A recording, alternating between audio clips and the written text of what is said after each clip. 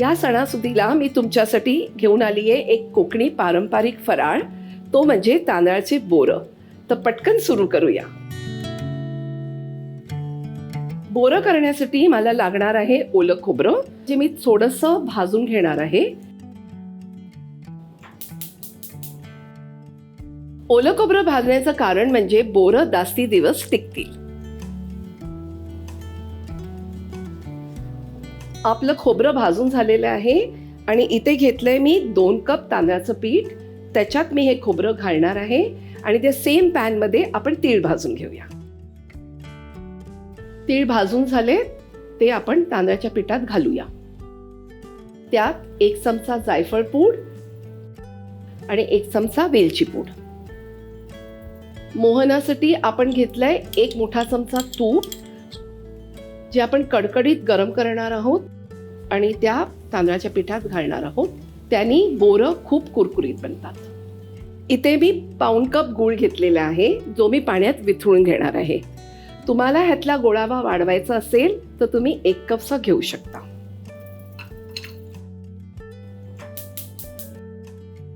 त्यात जाईल अर्धा कप पाणी. गूळ आपला विथळलेला आहे, तो आपण ऍड करूया तांदळाच्या पिठात. चांगलं मिक्स करूया.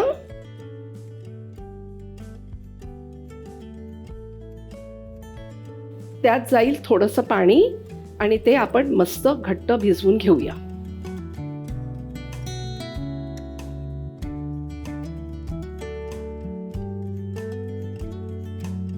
आपला इथे गोळा रेडी झालेला आहे.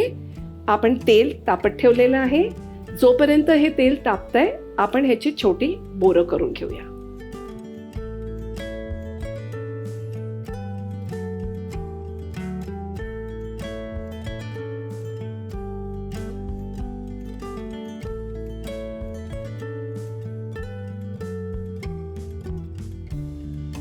तेल तापलेलं आहे आणि बोरं सुद्धा रेडी झालेली आहेत.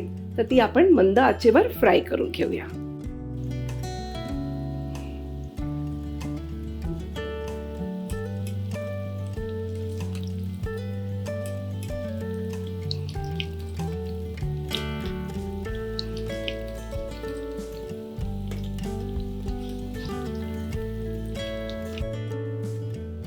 बोरं आपण खरपूस मंद आचेवर तळून घेतलेली आहेत.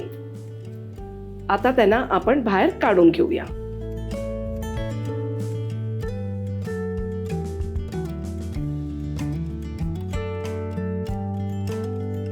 तांदळाची बोरं रेडी झालेली आहेत.